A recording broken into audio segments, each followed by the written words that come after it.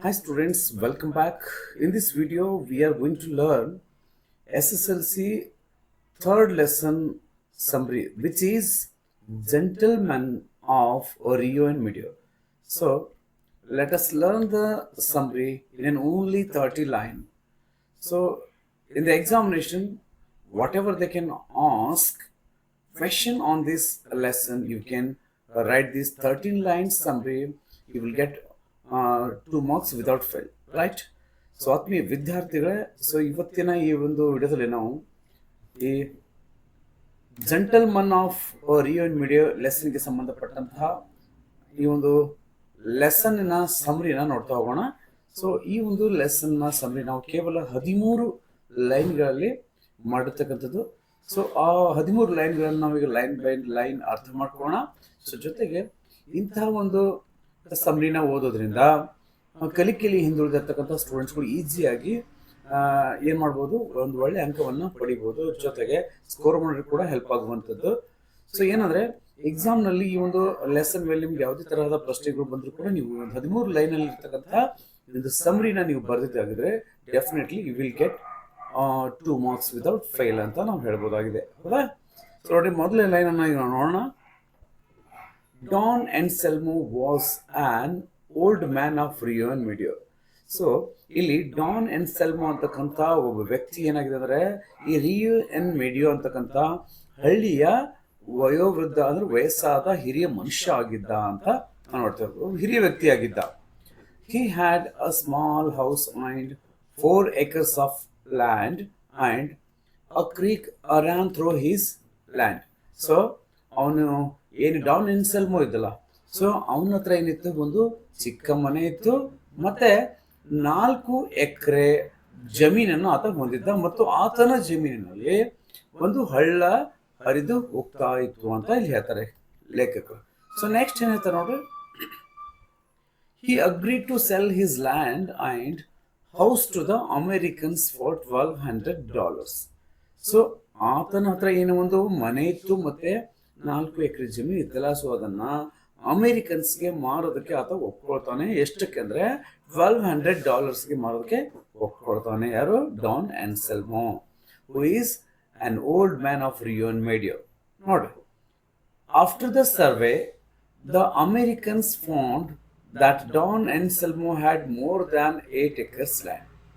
So ಯಾವಾಗ ನಮ್ಮ Don ಎನ್ಸೆಲ್ಮೋ ಅಮೇರಿಕನ್ಸ್ಗೆ ತನ್ನ 4 ಎಕರೆ ಜಮೀನು ಮಾರೋದಕ್ಕೆ ಒಪ್ಕೊಳ್ತಾನೆ, ಸೊ ಆವಾಗ ಈ ನಮ್ಮ ಅಮೇರಿಕನ್ಸ್ ಏನ್ ಮಾಡಿರ್ತಾರೆ ಅಂದ್ರೆ ಸರ್ವೆ, ಜಮೀನಿನ ಒಟ್ಟು ಸರ್ವೆಯನ್ನು ಮಾಡಿಸಿರ್ತಾರೆ. ಆಗ ನಿಜವಾಗ್ಲೂ ಇರ್ತಕ್ಕಂಥ ಜಮೀನು ಎಷ್ಟಪ್ಪ ಅಂದ್ರೆ ಅದು 8 acres ಆಗಿರ್ತದೆ ಅಂತ ಅವರು ಸರ್ವೆಯಿಂದ ಕಂಡುಕೊಳ್ತಾರೆ, ಯಾರು? ಅಮೇರಿಕನ್ಸ್.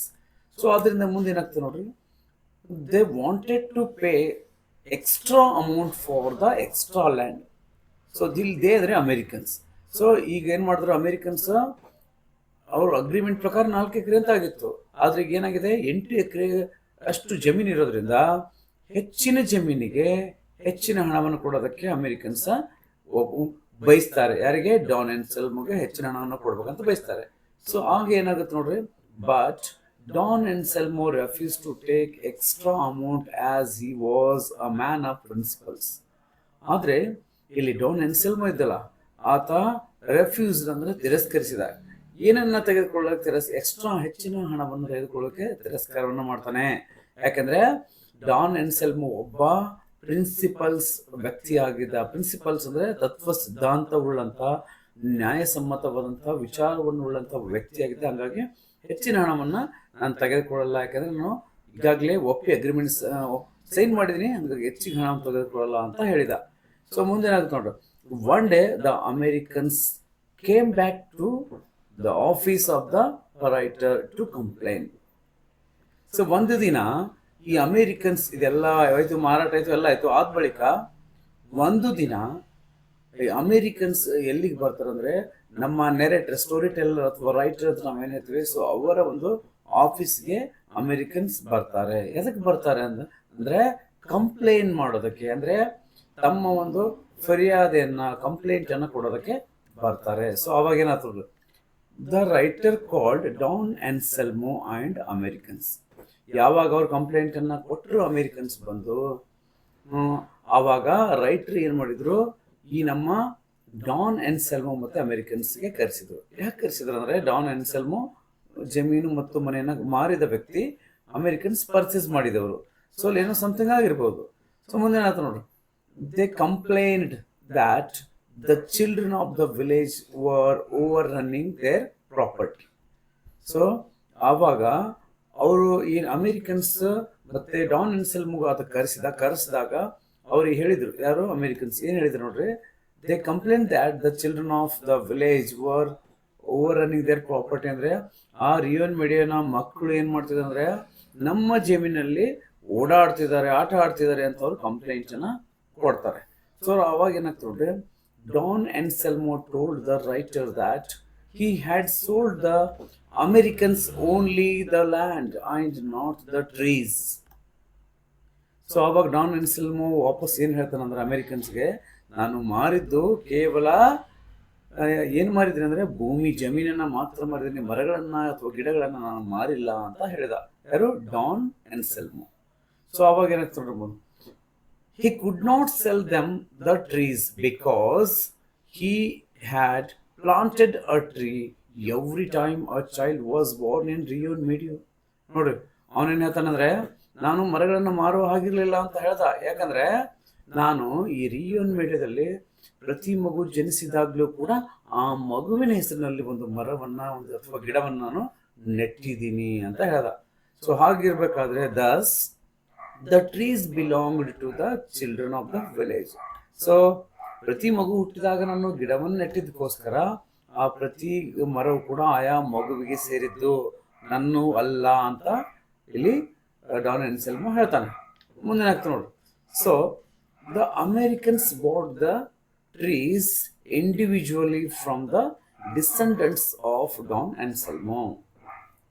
ಸೊ ಹಾಗಾಗಿ ಕೊನೆಗೆ ಏನು ಮಾಡ್ತಾರೆ ಅಂದರೆ, ಅಮೇರಿಕನ್ಸ್ ಇದ್ರಲ್ಲ ಅವ್ರೇನು ಮಾಡಿದ್ರು ಅಂದರೆ, ಈ ಪ್ರತಿ ಮಗುವಿನ ಹೆಸರಲ್ಲಿ ಏನು ಗಿಡವನ್ನ ನೆಟ್ಟಿದ್ದಲ್ಲ, ಆ ಎಲ್ಲ ಪ್ರತಿ ಮಗುವಿಗೂ ಒಂದಷ್ಟು ಹಣವನ್ನು ಕೊಟ್ಟು ಇಂಡಿವಿಜುವಲಿ ಅಂದರೆ ವೈಯಕ್ತಿಕವಾಗಿ ಅವ್ರಿಂದ ಏನು ಮಾಡ್ತಾರೆ, ಮತ್ತೆ ಪುನಃ ಪರ್ಚೇಸನ್ನು ಅಥವಾ ಖರೀದಿಯನ್ನ ಆ ಮರಗಳನ್ನ ಮಾಡ್ತಾರೆ.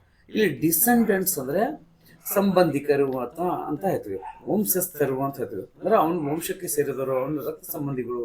ಯಾರು? ಡಾನ್ ಎನ್ಸೆಲ್ಮೋ. ಯಾರು? ಆ ರಿಯೋನ್ ಮೀಡಿಯಾದಲ್ಲಿರ್ತಕ್ಕಂಥ ಮಕ್ಕಳು. ಸೊ ಐ ಹೋಪ್ ಈ ವಿಡಿಯೋ ನಿಮಗೂ ಕೂಡ ಸಾಕಷ್ಟು ಹೆಲ್ಪ್ ಆಗ್ತಿದೆ ಅಂತ ನಾನು ಅಂದ್ಕೊಂಡಿದ್ದೀನಿ, ಹೆಲ್ಪ್ ಆಗ್ಬೋದು ಅಂತ ಅಂದ್ಕೊಂಡಿದ್ದೀನಿ.